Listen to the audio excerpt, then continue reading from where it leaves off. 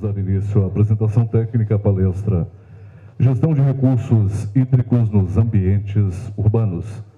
Para proferir o tema, convidamos a engenheira civil com ênfase em saneamento e mestre em meio ambiente, saneamento e recursos hídricos pela Universidade Federal de Minas Gerais, pós-graduada em gestão com ênfase em negócios pela Fundação Dom Cabral, doutora em recursos hídricos pela Universidade Federal do Rio de Janeiro, docente de cursos de curta duração, pós-graduação e graduação. Atualmente, diretora-geral do Instituto Mineiro de Gestão das Águas. Foi diretora de monitoramento e fiscalização ambiental do Instituto Mineiro de Gestão das Águas, presidente da Câmara Temática de Integração de Procedimentos de Outorga e Ações Reguladoras do Conselho Nacional de Recursos Hídricos e subsecretária de Controle e Fiscalização Ambiental Integrada. Senhoras e senhores, convidamos e apresentamos Marília Carvalho de Mello.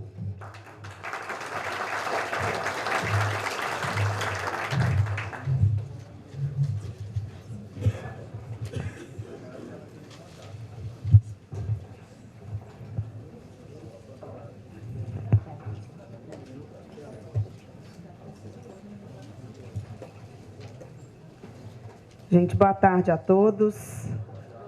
Inicialmente, gostaria de parabenizar a MM, a iniciativa, no segundo dia, com o auditório tão cheio, realmente é um assunto relevante, começar a discutir, junto com os municípios, a questão ambiental e fomentar cada dia mais, após, especialmente, a Lei Complementar 140, a participação mais efetiva dos municípios na gestão ambiental.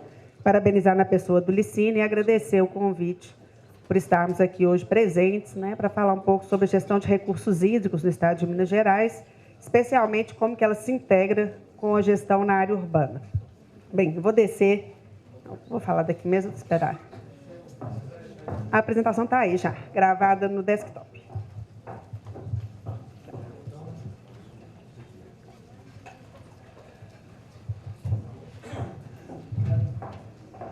Eu acho que vai ficar melhor aqui, que aí vocês todos vão conseguir me ver. Bem, então, o tema que foi proposto para o IGAM é gestão de recursos hídricos em ambientes urbanos. Hoje, na parte da manhã, nosso secretário adjunto, Danilo, falou um pouco sobre a participação dos municípios nos comitês de bacia hidrográfica. Eu vou passar rapidamente também esse assunto, mas vou abordar a necessária integração entre a gestão de recursos hídricos, e a gestão municipal. Okay? Bem, será que a gente consegue?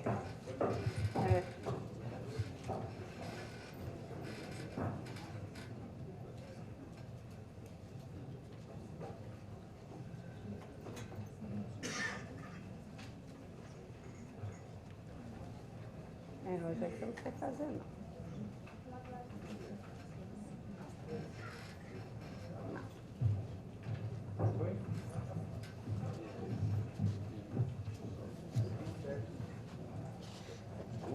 Não, está passando, é só porque vai aparecer alguns... Igual apareceu olhando.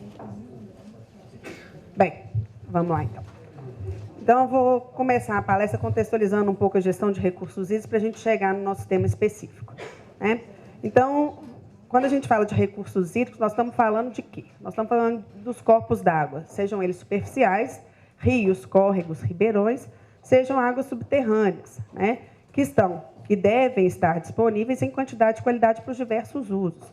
E os diversos usos vão desde usos mais nobres, abastecimento público, destinatação de animais, até outros usos tão importantes quanto, mas menos nobres ou prioritários do ponto de vista legal. Então, as águas superficiais, como eu disse, são rios e lagos, e as subterrâneas são os nossos lençóis freáticos, os aquíferos, que estão disponíveis, mas não de maneira tão fácil de serem utilizados. A gestão de recursos hídricos, então, é a função hoje exercida pelo Estado e pela União, por questões legais que nós vamos abordar, que visa, então, gerir esse bem para garantir a disponibilidade dele em quantidade e qualidade para esses usos, mediante uma série de ações e atividades, e competências legais que nós vamos falar. Um fundamento importante é que essa gestão ela deve ocorrer de maneira descentralizada e participativa. A primeira vez que a gente remete à necessidade de descentralização. Apesar da competência, da dominalidade dos nossos rios, que nós vamos ver, serem de domínio do Estado da União, a descentralização é a única forma efetiva de tornar essa gestão eficaz. Aqui são, né, os diversos usos a que a água se destina. Irrigação, os dois usos que eu disse, né, são os considerados mais nobres, que são abastecimento público e dessalinização de animais, e outros usos, a própria proteção das comunidades aquáticas, né, lazer, turismo, navegação, uso industrial. E para normatizar toda a gestão de recursos hídricos, né, no Brasil, especificamente em Minas Gerais, nós temos a Lei Federal, que é a 9433, de 1997, e a nossa Lei das Águas de Minas Gerais, que é a 1399, de 99, que estabelece essas diretrizes para o controle e para a gestão dos recursos hídricos, a fim de garantir o acesso dele. Bem, o modelo brasileiro, ele é baseado na participação dos diversos entes da sociedade para a efetivação da gestão de recursos hídricos. A gestão, então, ela é descentralizada, ela é participativa e ela deve ocorrer de maneira integrada entre os diversos entes federados. Diversos entes federados, digo, o governo federal, o governo estadual e também, o governo municipal. E a participação de todos os entes representativos da sociedade, o poder público, os usuários e a sociedade civil. Nós vamos abordar um pouco sobre isso também. Um dos preceitos, dos fundamentos da gestão de recursos hídricos, que é a unidade de planejamento e gestão, ela não atende limites geopolíticos, ou seja, não atende limites de Estado ou de município. A unidade territorial de gestão para a gestão de recursos hídricos é a bacia hidrográfica. E aí surge o nosso primeiro desafio. A bacia hidrográfica não tem limite geopolítico. Não necessariamente as bacias hidrográficas estão dentro do mesmo Estado ou dentro do mesmo município. Então, como integrar essa gestão? Sendo que vários entes estão naquele espaço e o espaço de gestão é a bacia hidrográfica. Mas isso tem uma lógica do ponto de vista de gestão das águas. Toda ação que eu faço, a montante de determinado ponto, ela vai ter consequências depois. Então, se eu estou no município a montante e não trato o meu esgoto, o meu município vizinho ele vai receber uma carga de poluição do meu município. Então, a gente tem que ter essa visão de bacia hidrográfica. Ou se eu captar uma água em quantidade maior do que a capacidade de suporte do rio, os usuários depois estarão prejudicados, que estão em outra área, talvez em outro município ou até em outro estado. Então, a lógica da gestão em bacia hidrográfica é a própria necessidade de avaliar o comportamento do rio e da integração que ele tem no território. Em Minas Gerais, nós instituímos as unidades de planejamento e gestão de recursos hídricos, que nós chamamos de UPGRHs, que é um espaço territorial formado por uma bacia hidrográfica, que nós trabalhamos a implementação de todos os instrumentos nesse espaço, subsidia, então, a implementação desses instrumentos, e o Estado foi dividido em 36 unidades de planejamento e gestão de recursos hídricos, conforme o mapa demonstra. Então, nós temos aqui, no Paranaíba, 3 unidades. No Grande, nós temos 8. No Paraíba do Sul, na Zona da Mata, 2. No Doce, nós temos 6 unidades. Jequitinhonha, 3. O São Francisco, que é a maior parte do estado, nós temos 10 unidades. E, além disso, temos o Pardo, as bacias do Leste, Mucuri, São Mateus, e o PJ, que é o Piracicaba-Jaguari, no sul de Minas. Então, somando 36 unidades de planejamento e gestão de recursos hídricos.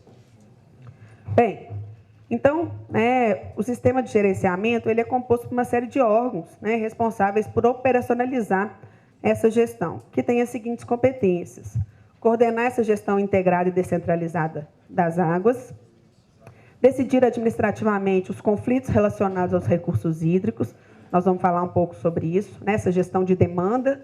Então, a avaliação da quantidade de água que eu tenho, a quantidade de água que eu posso usar, e também em termos de qualidade. Implementar a política, que é o que a lei prevê, no caso do Estado de Minas Gerais, a 1399. Planejar, regular e coordenar e controlar o uso, a preservação e a recuperação de recursos hídricos, também é função desses órgãos que constituem o sistema, e promover a cobrança pelo uso da água como um instrumento importante aí.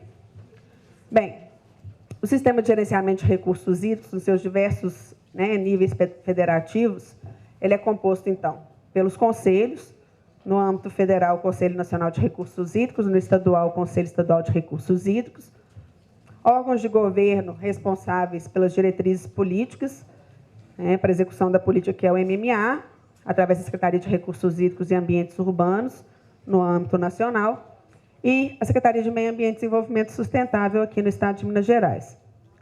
Os órgãos executores, os órgãos gestores de recursos hídricos, que no caso do governo federal é a Agência Nacional de Águas, e nosso em Minas Gerais, o IGAM.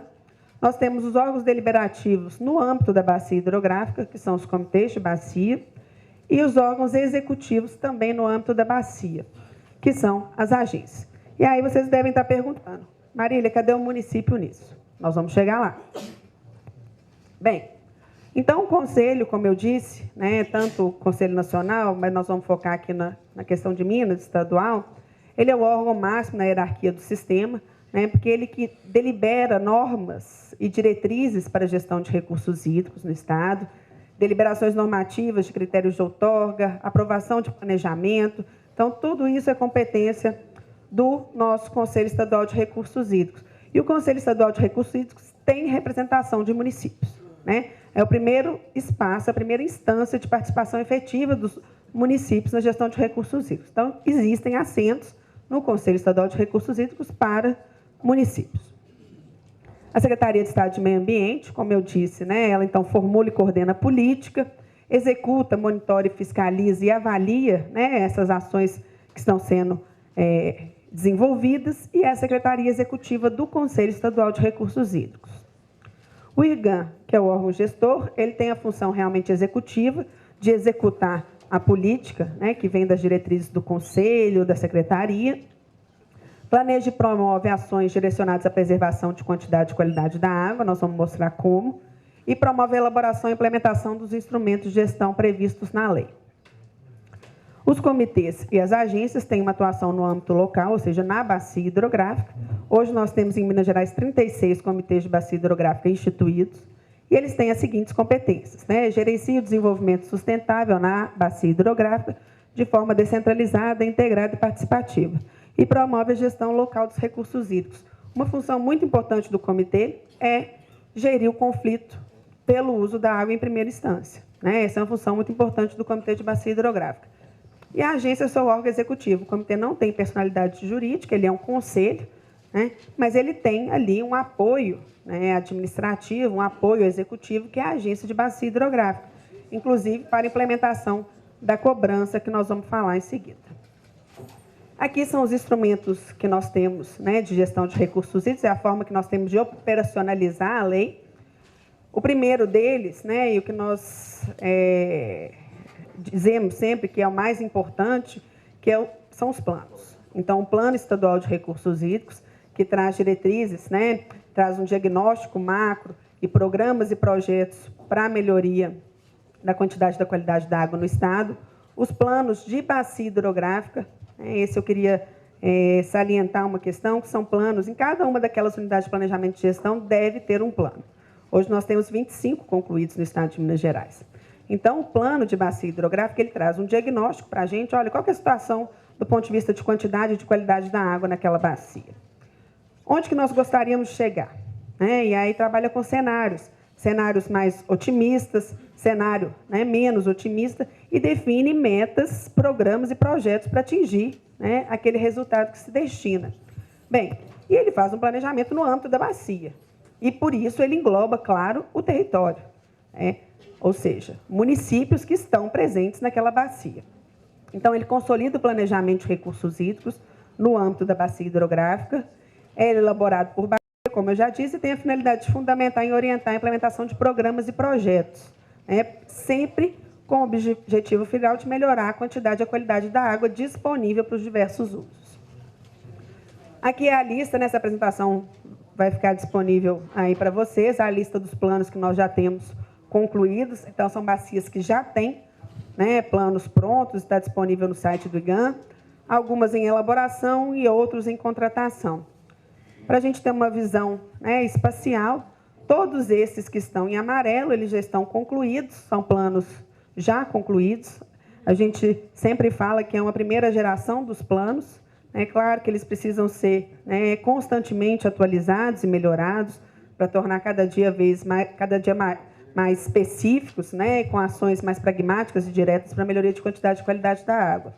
Os em verde estão em contratação e esses, né, em marrom mais escuro estão sendo atualizados aqui, né, o do Velhas, do Paraíba do Sul, e em elaboração esses mais claros, um marrom mais claro. Aí. Bem, um outro instrumento importante, né, e eu vou contextualizar isso para a gente chegar, né, o que o município tem a ver com isso, é o enquadramento de corpos d'água, que também é um instrumento de planejamento, mas instrumento de planejamento de qualidade da água. Porque muitas vezes a água não está disponível para utilizar, não em função da quantidade de água, mas em função da qualidade da água. Então, eu não posso captar qualquer água no rio e dar para a população se abastecer dela, né? Eu preciso passar por um tratamento, ou eu não posso utilizar qualquer tipo de água para irrigar determinadas culturas, né? Como hortaliças que são consumidas cruas, né? Como alface, etc. Porque eu posso estar contaminando e aquilo pode gerar um problema de saúde pública. Então, não necessariamente a água se torna indisponível por uma questão só de quantidade, né? Em muitos casos, ela se torna indisponível por uma questão de qualidade. Por quê? A qualidade daquela água no rio, ela não é adequada para determinados usos. Então, esse instrumento, o enquadramento, que é um instrumento de planejamento da qualidade da água, ele é muito importante, porque ele visa estabelecer metas de qualidade para os rios, né? E aqui eu estou falando especialmente corpos d'água superficiais, a fim de assegurar os usos preponderantes daquela bacia ou daquele corpo d'água. Então, quando a gente fala de enquadramento, é uma avaliação da condição atual, o rio que temos, né? O rio que podemos ter e o rio que queremos. Por que a gente colocou o rio que queremos e o rio que podemos ter? Porque é óbvio, né? Vários de vocês devem conhecer o projeto Meta 2010, que depois gerou o projeto Meta 2014. Em muitos casos, o rio que nós queremos ter, ele é muito diferente do rio que nós podemos ter. Por quê? Porque exige investimento. Eu não consigo melhorar o meu rio de um dia para o outro, sem investimentos atrelados a metas de melhoria de qualidade da água. Investimentos financeiros, restrições de uso, né? Porque se eu quero um rio classe especial, o meu rio tem que estar intocável. Ou seja, eu inviabilizo o desenvolvimento econômico. Em determinados locais, isso é importante. O Bertolino daqui a pouco vai falar para vocês. Nas nossas unidades de conservação do Estado, os rios têm que ser de classe especial, porque são áreas de proteção, né?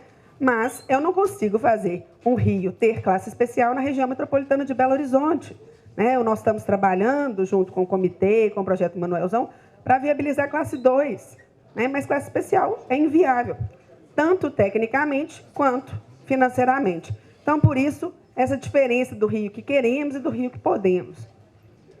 Então, a classificação dos corpos d'água ela vai desde especial até a classe 4, né? Aqui são os mais exigentes, aqui são os menos exigentes. E a classe especial é aquela que tem melhor qualidade da água. E as classes, né? A classe 4 é aquela que tem menores requisitos de qualidade de água. Então, só para a gente também ter uma noção do que significa isso, os mais exigentes são proteção de comunidade aquática, né? São os mais exigentes. Para eu não alterar as condições naturais da minha biota aquática, eu preciso de uma água de melhor qualidade, né? Por isso que eu dei o exemplo das unidades de conservação. É importante ter, né, corpos d'água classificados como classe especial em unidades de conservação, porque o objetivo de unidade de conservação é isso, né? É proteção de comunidades aquáticas. Abastecimento doméstico também requer, né, corpos d'água com qualidade melhor. Navegação é um uso menos exigente do ponto de vista de qualidade da água, desde que não haja contato primário. Então, aqui só para a gente ter uma ideia quais são esses usos que nós estamos falando. Aqui a situação do enquadramento no estado de Minas Gerais, vale salientar que esse é um instrumento, não só no estado de Minas, mas em todo o Brasil, que ainda é pouco, né, foi pouco desenvolvido, seja metodologicamente, seja das dificuldades, porque ele é um instrumento de integração muito forte entre a política de recursos hídricos e a política de meio ambiente, porque, é claro, né, ele atrela o licenciamento ambiental. Né? O licenciamento ambiental ele vai avaliar o tratamento adequado dos efluentes para lançar no rio. Então, o enquadramento do corpo d'água, ele atrela determinadas condições para o licenciamento ambiental. Então, esse é um instrumento, né, que é um desafio, não só em Minas, mas em todo o Brasil, mas é um instrumento muito importante para a melhoria da qualidade das águas superficiais, especialmente.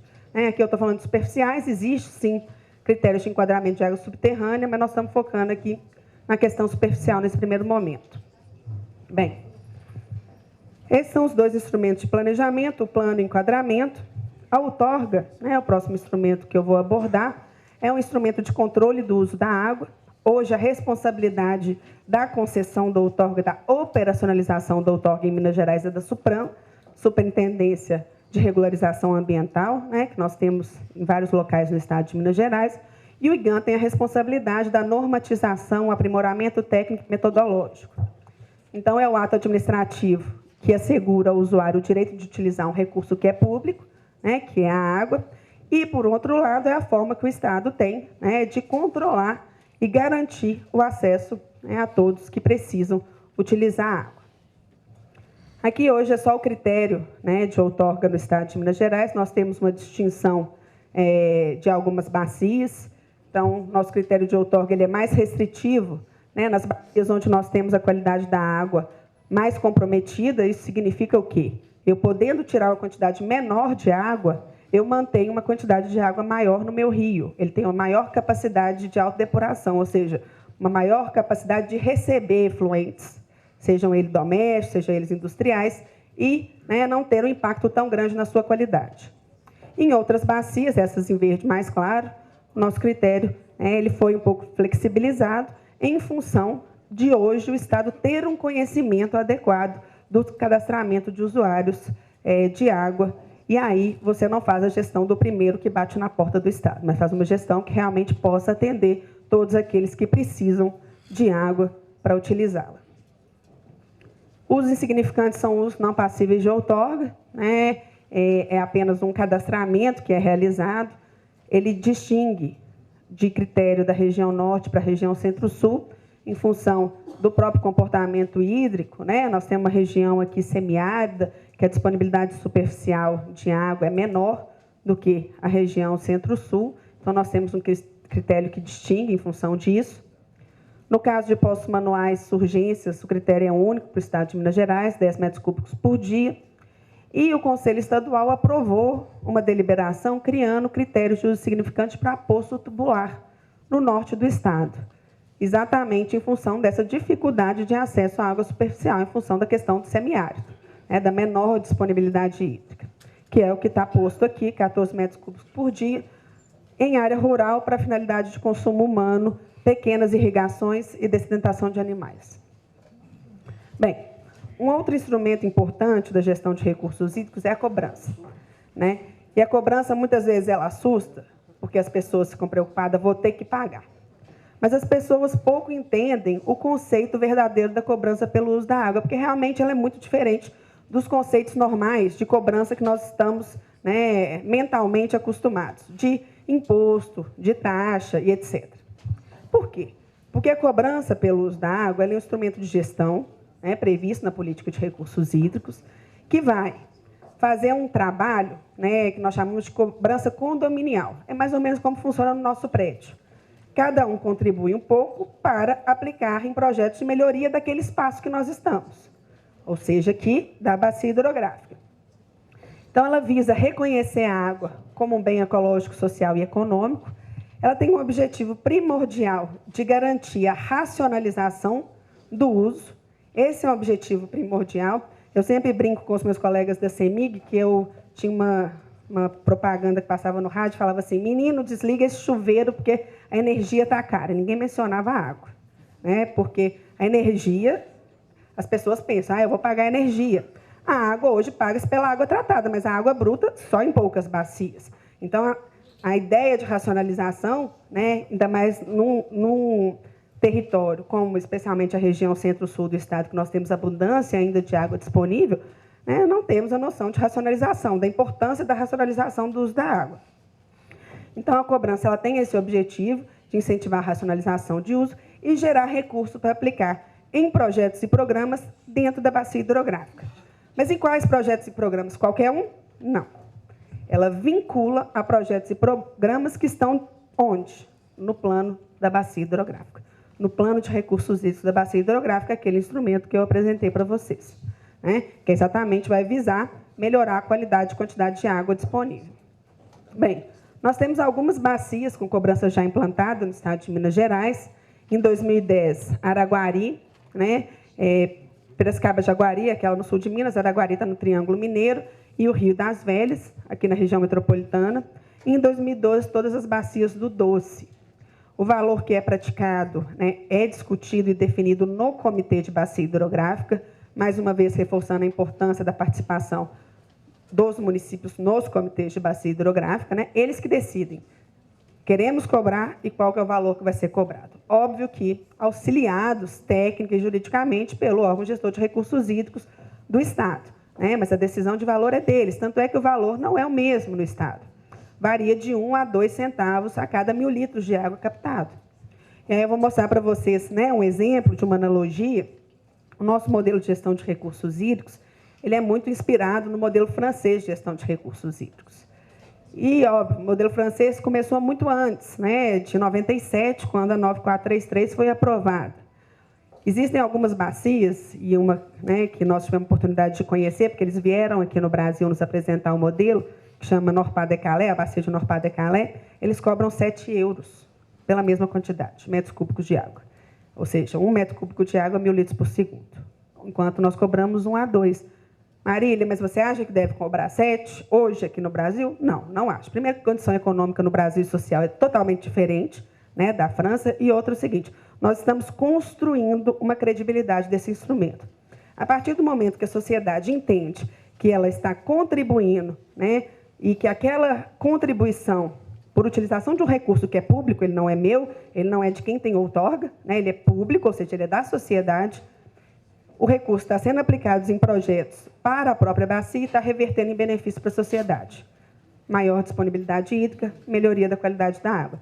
A partir do momento que cria, então, né, essa credibilidade do instrumento, os próprios membros da bacia, através do comitê, eles vão discutir aumentos progressivos de valor. Como no Doce, foi o primeiro comitê que já aprovou uma metodologia de cobrança com progressividade de valores ao longo dos anos, né, que traz um avanço. Óbvio, o recurso vai aumentar a possibilidade de, né, aplicação em projetos e programas da bacia. Hoje a situação, então, é essa no estado de Minas Gerais. Até julho do ano que vem, começa a cobrança no Paraíba do Sul, PS1 e PS2, e no Pará, aqui no Pará, nós já aprovamos a metodologia no comitê e os valores, né? Então, a partir do ano que vem, inicia a emissão de boleto pelo Estado. E aqui no Paraíba do Sul, nós estamos com um cronograma muito apertado. Dia 29 agora tem uma reunião para discutir metodologia também lá na região. E vamos implantar também até julho do ano que vem a cobrança nessas duas bacias. Bem, além disso, né, quando a gente fala em sistema de informação, um instrumento, uma base importante de informação é o sistema de monitoramento que hoje o IGAM é responsável. Nós temos o projeto Águas de Minas, que monitora a qualidade da água em todo o estado de Minas Gerais. Nós temos aproximadamente 470 pontos, né, um pouco mais que isso, monitorados desde 1997, que gera uma base de dados muito rica para a gestão de recursos hídricos, para a gestão das águas. Então, é importante que vocês entrem no site do IGAM e vejam, olha, meu município está sendo monitorado, como que está a qualidade do meu município? Vamos avaliar como que estava em 97 ou como que está agora. Será que as minhas ações de saneamento estão repercutindo em melhoria de qualidade de água? Esses dados estão disponíveis, né? E esses dias, o secretário de Meio Ambiente de Santa Luzia me procurou e me pediu uma ajuda. Falou, Marília, faz para a gente um diagnóstico de qualidade da água do nosso município. Nós fizemos, daqui a pouco eu vou mostrar para vocês. E fomos lá, entregamos para ele e nos dispomos para ir lá apresentar para ele, inclusive apresentar quais as ações adicionais seriam necessárias para a melhoria da qualidade da água. Então, nós criamos uma gerência dentro do IGAM, agora, né, em 2011, que é uma gerência de gestão das águas em ambientes urbanos. Gestão municipal das águas, exatamente para apoiar os municípios em ações correlatas de gestão da água, que nós vamos chegar lá, já já. Aqui é o Águas de Minas, né, a nossa média anual do ano de 2012. onde nós temos pontinhos vermelhos, nós temos a qualidade da água mais comprometida, né, e a gente vê que realmente coincide, né, com regiões que nós temos aglomerados urbanos ou que nós temos, né, atividade industrial, né, predominante. Então, região metropolitana, Betim, Belo Horizonte, nós temos aqui também um comprometimento na região da Bacia do Verde Grande, Montes Claros especialmente.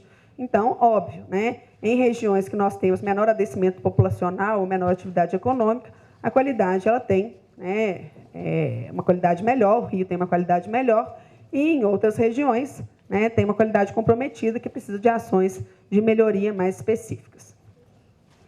Além disso, o IGAM opera, né, e nós estamos entrando agora, hoje, né, a chuva está aí, e esse final de semana nós temos previsões aí, né, para várias regiões do estado de bastante chuva num período chuvoso. Então, o IGAM ele também tem a função, né, competência legal, de fazer a gestão de eventos críticos hidrológicos extremos. O que significa isso? Seca e cheia, enchente e seca, né?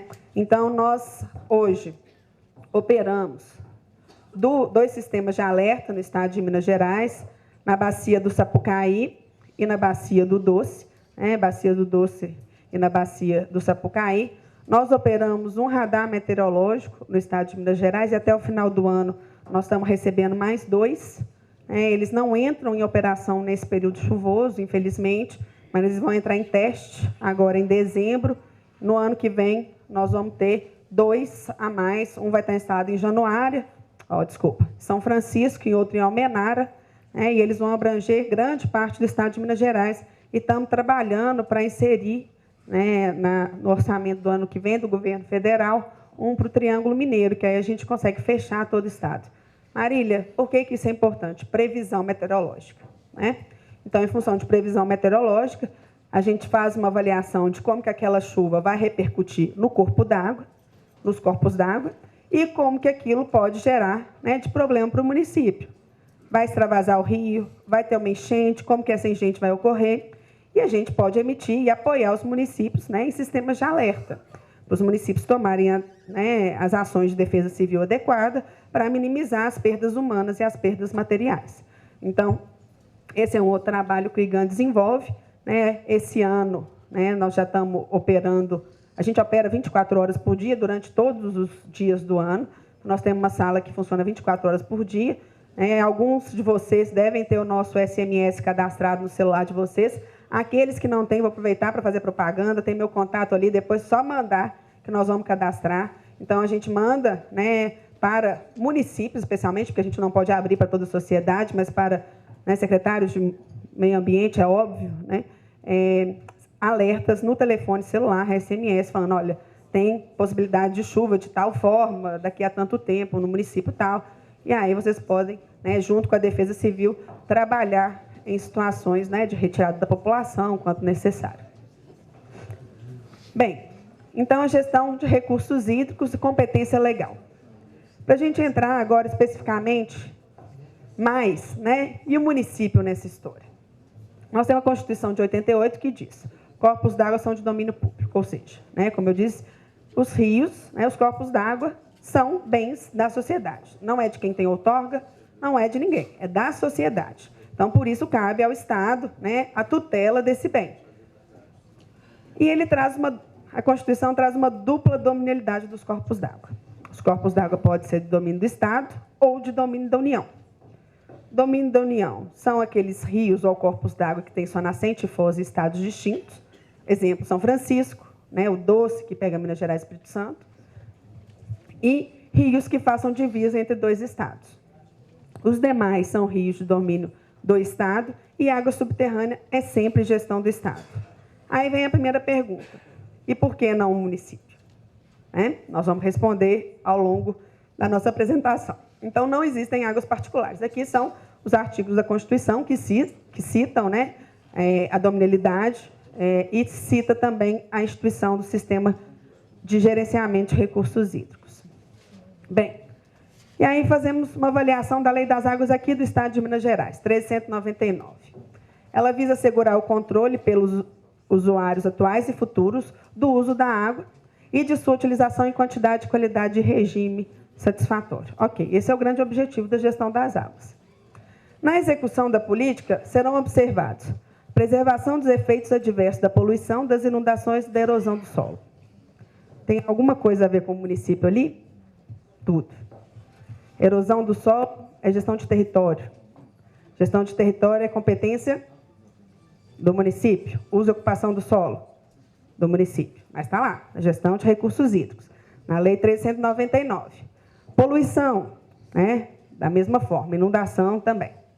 Compatibilização do gerenciamento de recursos hídricos com o desenvolvimento regional. Desenvolvimento regional é o quê? Município, micro-regiões.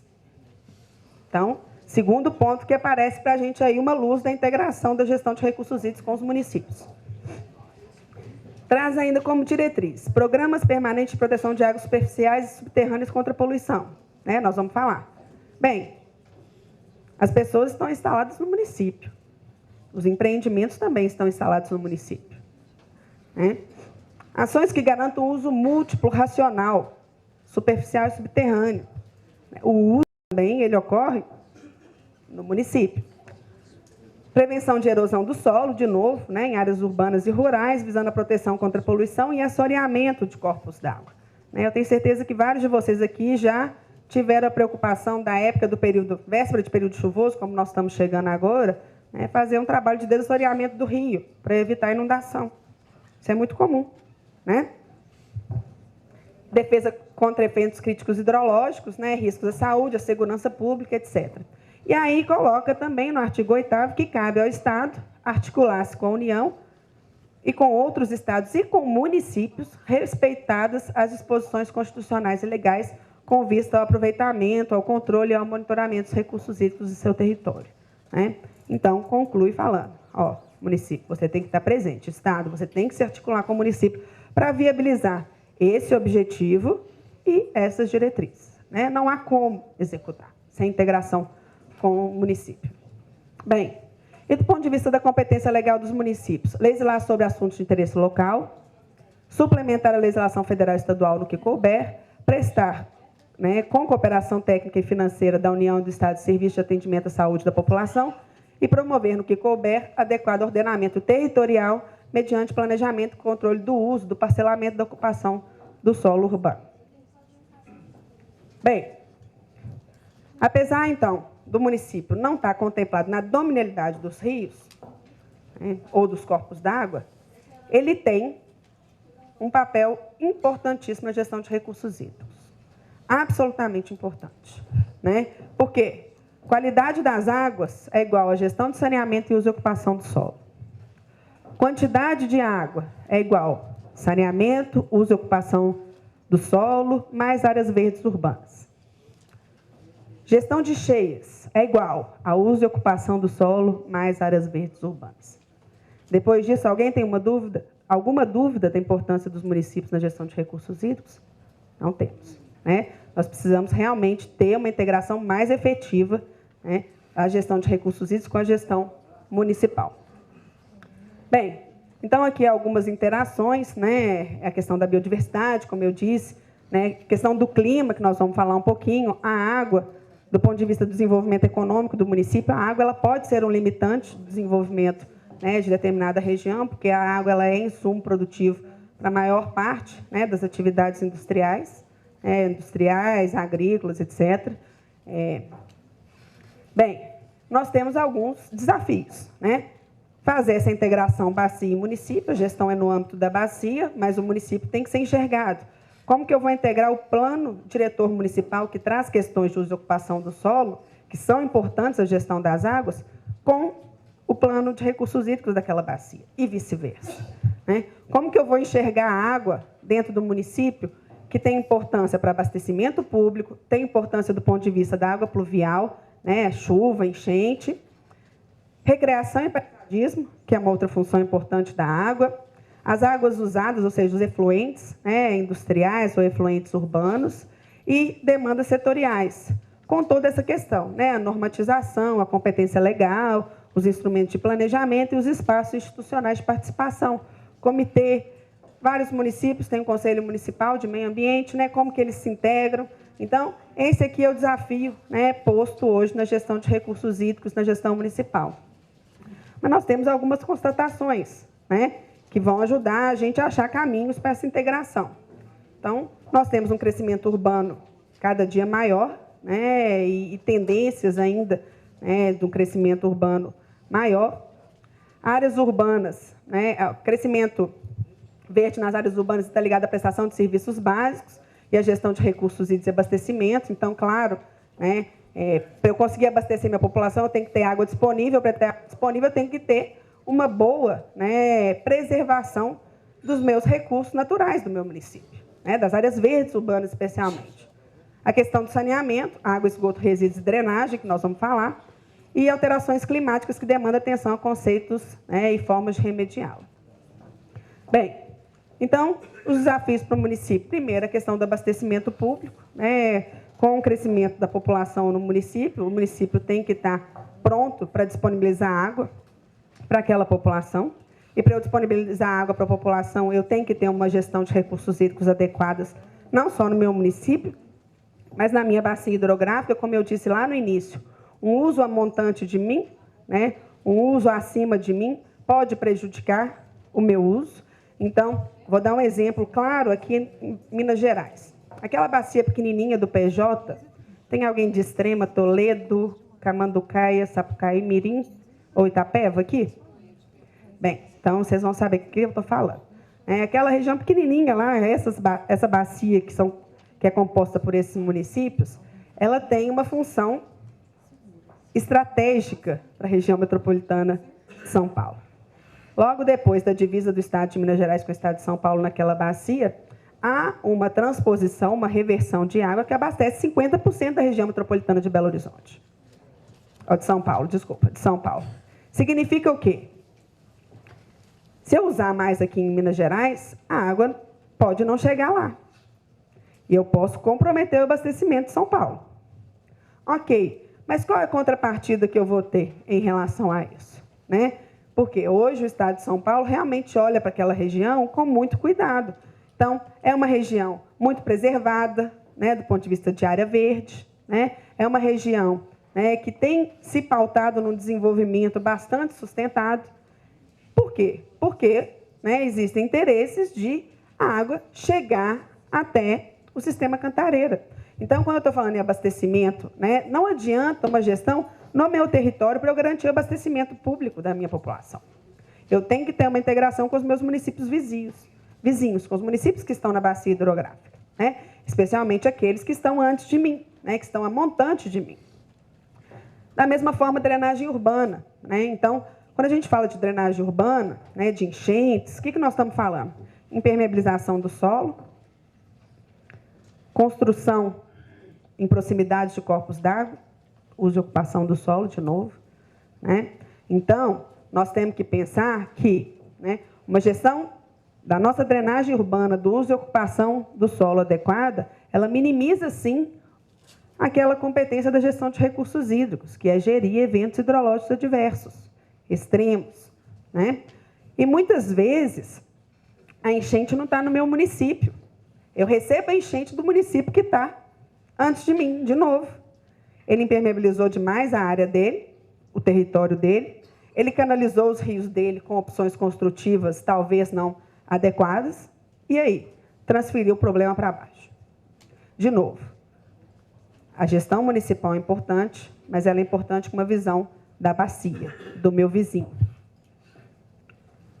Bem, estima-se um aumento de 27,5% na demanda de água até 2025. Esse é, né, uma fonte do Atlas da ANA, né, aqui na região sudeste, está aqui colocado, né, qual que é a demanda hoje, qual que é a demanda projetada para 2025. Então, nós precisamos cuidar disso de alguma forma, nós precisamos, né, trabalhar e pensar como que nós vamos garantir o abastecimento da população. E hoje, eu tenho discutido esse tema muito, porque meu tema, eu, apesar de ter falado que eu sou doutora, eu não sou, estou fazendo meu doutorado, meu tema é esse, gestão de recursos e ambientes urbanos. E a gente está discutindo isso muito porque Belo Horizonte é uma das poucas regiões metropolitanas do Brasil que consegue se abastecer com água do seu território. A gente usa aqui Velhas Paraupeba, né? São Paulo faz reversão e já está estudando. Semana passada tiveram várias audiências públicas que estão estudando uma possível transposição do Paraíba do Sul para aumentar a disponibilidade de água para abastecer a região metropolitana de São Paulo. Fortaleza também faz transposição. Rio de Janeiro faz transposição do Paraíba do Sul. Belo Horizonte é uma das poucas regiões metropolitanas, né, que ainda consegue se abastecer com as bacias, né, do território onde ela se encontra. Mas a tendência é essa aqui, né? Pode ser que daqui a pouco a região metropolitana também vai precisar buscar água, né, lá do sul de Minas, que tem uma disponibilidade maior, para se abastecer. O que nós vamos trabalhar preventivamente para não deixar situações extremas ocorrerem? Bem, e o desafio, né, como eu já abordei também, da questão da drenagem, modelo de canalização do rio. Existe uma deliberação normativa do Copan 95 que fala sobre isso. É muito importante que vocês conheçam e possam também, né, aplicá-la e trabalhar junto com, né, o poder público municipal, porque ela traz opções construtivas em função da situação que é encontrada, né? Claro que em determinados momentos eu vou ter que fazer canalização fechada em concreto, não tem jeito. Eu não tenho recurso para tirar toda a minha população dali e reassentar. Mas quando eu tenho a possibilidade, é muito melhor trabalhar com técnicas menos destrutivas, né? Com técnicas que garantam, né, uma velocidade menor de escoamento, ou seja, o curso d'água mais próximo do leito natural possível, né? E a questão também do uso e ocupação do solo, que é a impermeabilização, né? Olha a diferença, né, do nosso pico de vazão em áreas rurais, onde nós temos menor impermeabilização, e de áreas urbanas. Eu aumento meu pico de cheia, né? Por quê? Porque a água não tem para onde infiltrar, né? O escoamento, né, superficial ele fica muito maior. Bem, um outro, né, desafio são tratamento de esgoto. Óbvio que tem uma relação direta com a qualidade da água. Hoje, no Brasil, né, não é só em Minas Gerais, o grande desafio de qualidade da água ainda se chama tratamento de esgoto sanitário, né? A carga orgânica advinda de esgotamento sanitário é o maior problema de poluição dos corpos d'água no Brasil. E os dados de monitoramento do Águas de Minas, né, e os que a ANA também disponibiliza e outros estados mostram isso claramente. Então, esse é um desafio que nós vamos ter, né, que trabalhar. Tem melhorado muito. Digo, Minas Gerais, né, em 2003, 2002, se eu não me engano, 2003, a gente estava entre um dos últimos estados da federação em termos de percentual de tratamento de esgoto. Hoje nós estamos bem acima da média, né? Então, nós estamos tendo investimentos, né, estamos melhorando, mas precisamos, obviamente, avançar ainda mais. E resíduos sólidos, né? A Maeli falou para vocês sobre resíduos sólidos. Às vezes a gente pensa, resíduo sólido não tem nada a ver com gestão de recursos hídricos. Tem tudo a ver com gestão de recursos hídricos. Impacta absolutamente duas coisas: qualidade da água, drenagem urbana, né? Disposição de rejeito de maneira inadequada gera problema de qualidade da água, óbvio, e gera problema de encheia, né, de enchente, porque normalmente, né, esses resíduos que são, né, dispostos de qualquer forma, eles vão ser carreados, né, para os corpos d'água ou para canais de galeria e vão prejudicar, dificultar o escoamento superficial, né, gerando aí, potencializando as enchentes. Do ponto de vista de esgotamento sanitário, também informação, né, do Atlas da ANA, necessidade de investimento em obras até 2025 no Brasil, né, 47,8 bilhões, a maior parte sistema de coleta, né, e tratamento de esgoto, 7 bilhões. Bem, gestão organizacional, bacia e cidades, né? Então, nós temos na bacia, né, que tem domínio estadual federal, temos os gestores dos comitês de bacia hidrográfica e a agência, temos como instrumento de planejamento o plano de bacia e características de gestão de quantidade e qualidade. No município, nós temos, então, domínio, município ou região metropolitana, gestores, o município, instrumento, plano diretor municipal e o plano de saneamento, né? Plano de resíduo também, ele pode aparecer separado ou pode estar junto, né, do plano de saneamento. E a característica é minimizar os impactos de quantidade e qualidade dentro da cidade, né, nas pequenas bacias urbanas e não transferir os impactos no sistema dos rios, ou seja, na bacia hidrográfica. Então, está clara a necessidade de integração. Então, nós temos, né, a importância de articulação entre os comitês de bacia hidrográfica e os municípios.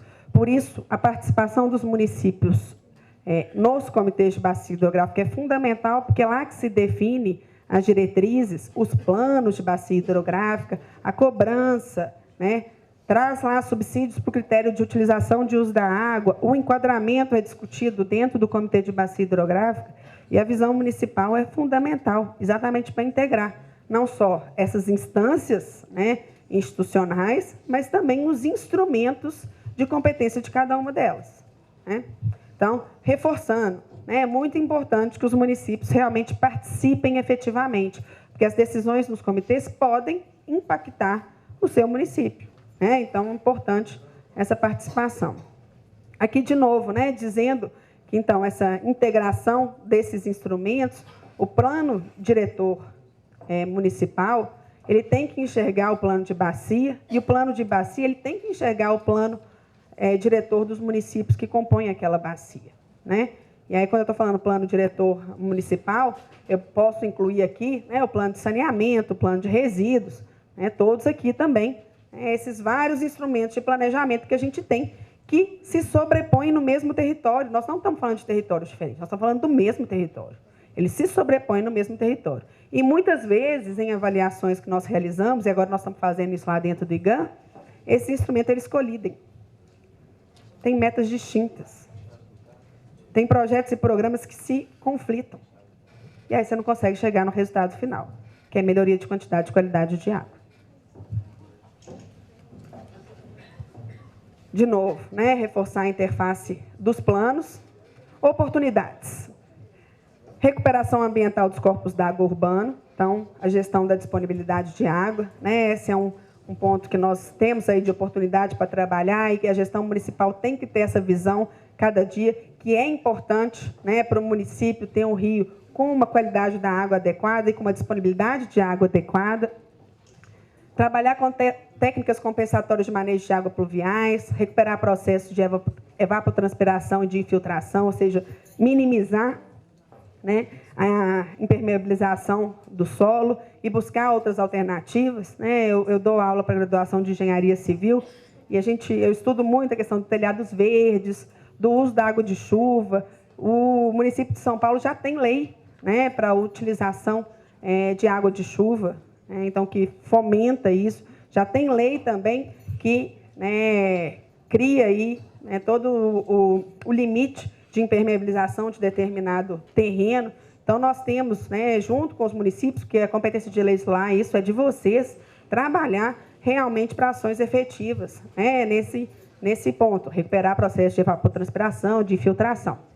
Armazenamento temporário de águas pluviais, seja, né, na construção predial, realmente casas, prédios, etc., né, ou seja, em bacias de detenções, como nós temos aqui em Belo Horizonte, a bacia de Santa Lúcia, né, a barragem Santa Lúcia, ela tem esse objetivo, reter a água durante um tempo ali para minimizar a enchente na Avenida Prudente de Moraes. Então, trabalhar com essas questões, né, fazer a gestão de risco de inundações, né, todo o trabalho também junto com a Defesa Civil e etc. Incentiva a racionalização de uso da água e gestão de demanda. Esse é outro ponto muito importante também, né, cabe ao município fazer esse trabalho com as pessoas que moram no município, né? Mostrar a importância de racionalizar a utilização de água. Às vezes são coisas que a gente acha, né, que uma ação individual não faz a diferença, mas o tal de lavar a calçada com água tratada, né, que é uma coisa inconcebível. Eu sempre digo, quando eu fui à França, pela primeira e única vez que eu fui lá, eu fiquei num albergue que o chuveiro era igual essas torneiras de shopping. Aperta e para, aperta e para. Eu olhei para aquilo e falei, gente, que choque cultural, né? Porque a gente chega no Brasil, abre a nossa torneira e toma banho à vontade, né? Mas é por quê? Porque nós ainda temos uma situação muito confortável de disponibilidade de água. Só que a demanda está aumentando, nós vimos ali. O que nós vamos trabalhar preventivamente para não chegar até lá? Ter que tomar banho apertando o botãozinho, caindo água, parando em alguns segundos, né? Então, a responsabilidade é nossa, a responsabilidade é do Estado, é também, né, da gestão municipal. Então, incentivar a racionalização de uso é muito importante, muito importante. Isso acontece no âmbito do município, sem sombra de dúvida, que é a gestão da demanda, para minimizar os conflitos pelo uso da água. A visão sistêmica de bacia hidrográfica, como eu já abordei também, né, por mais que eu queira resolver um problema do meu município, em questão de abastecimento público de enchente, se eu não me integrar com o município vizinho, eu não consigo. Não adianta nada eu tratar o meu esgoto se o meu vizinho não está tratando e a água vai chegar poluída no meu território. Não adianta nada eu achar que eu estou fazendo um trabalho, uma previsão de abastecimento público, se o meu vizinho não está trabalhando racionalização de uso, né, no município antes, da mesma forma a enchente, como nós já abordamos. Planejamento de uso e ocupação do solo de maneira integrada, né, pensando sempre na bacia hidrográfica e pensando especialmente, volto a dizer, na questão das áreas verdes urbanas, né, elas são fundamentais para uma gestão adequada de recursos hídricos. Né. Água e floresta, elas caminham e devem caminhar juntas. Não adianta. Eu não vou ter água se eu não tenho recuperação de área de preservação permanente. Eu não vou ter água se eu não tenho uma área verde urbana adequada, se eu não tenho meu leito do rio bem preservado. Então, esse é um ponto fundamental, né, o planejamento do uso e ocupação do solo. Conservação das cabeceiras dos corpos d'água, óbvio, né, porque é lá que começa todo o processo. Como eu disse lá no PCJ, nós somos cabeceira, né? Então, eles precisam que a gente preserve aqui, em Extrema, Toledo, Camanducaí, Itapeva, Sapucaí e Mirim, para São Paulo ter água para beber, né? Então, a preservação da cabeceira ela é ainda mais fundamental, né? E a participação dos comitês em bacia hidrográfica, como eu já reforcei algumas vezes, né? Então, a participação de vocês e fomentar, porque realmente a participação não é grande, né? Então, o Danilo já deve ter falado para vocês de manhã, eu gostaria de reforçar, né? É realmente empoderar esse ente do sistema, que chama Comitê de Bacia Hidrográfica, que tem representação da sociedade, né, e dos municípios ali dentro, e toma decisão.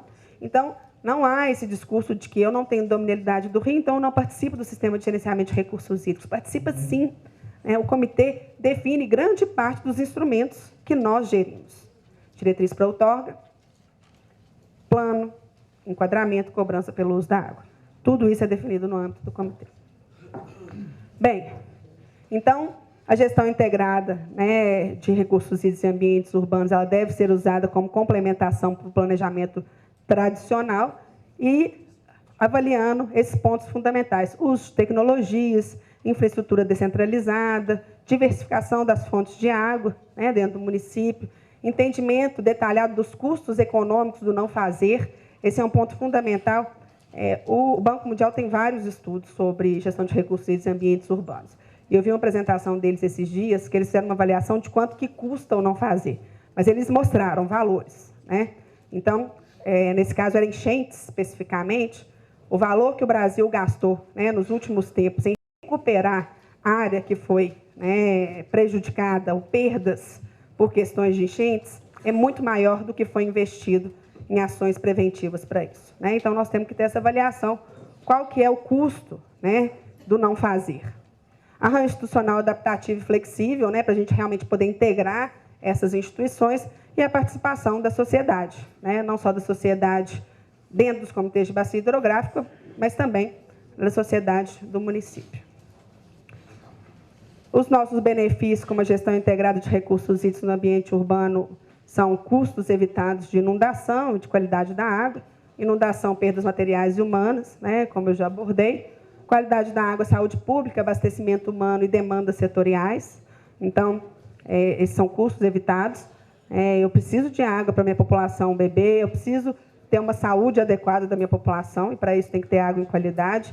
E eu preciso também, né, ter água disponível para um desenvolvimento econômico e social do meu município. Espaço de lazer e de convivência, né? A água não é só para uso econômico, a água também é para isso. Então, a gente tem que ter essa visão, e isso no município é muito importante, né? E vocês sabem disso mais do que eu, porque eu nasci e fui criada em Belo Horizonte, então eu tenho pouca identificação com o Rio. Mas eu converso com pessoas que nasceram no interior, meu pai e outras pessoas, né? Tem uma identificação realmente muito cultural com o Rio, né? Que passava ali, que nadava, que pescava, etc. Então, a questão do lazer, né, e da convivência é muito importante. Impactos positivos sobre o microclima local, de novo, né? Meu amigo Bertodino chegou aqui, o secretário todo dia fala para a gente andar de mão dada, né, Bertodino? Binômio água e floresta, né? E a gente como eu já falei com vocês algumas vezes, é isso, né? Eu não tenho água, né, em quantidade e qualidade se eu não tenho preservação das minhas áreas verdes urbanas. E tendo preservação de áreas verdes urbanas, eu vou ter impactos positivos sobre o microclima local, né, que é muito importante. E perspectivas para a biodiversidade em espaço urbano. Bem, era isso que eu tinha para apresentar para vocês. O meu e-mail está ali, marilia.melo@meioambiente.mg.gov.br. Aquele é o telefone, o meu telefone, na cidade administrativa. Queria colocar, né, o IGAM à disposição de vocês. Nos procurem, nos demandem. Nós estamos absolutamente à disposição, né, para apoiar, para discutir com vocês soluções. Como eu disse, foi criada uma gerência no IGAM para esse assunto, né, para a gestão municipal de águas, para dar apoio aos municípios. Nós estamos à inteira disposição de vocês, tanto eu pessoalmente como toda a equipe do IGAM. Muito obrigada.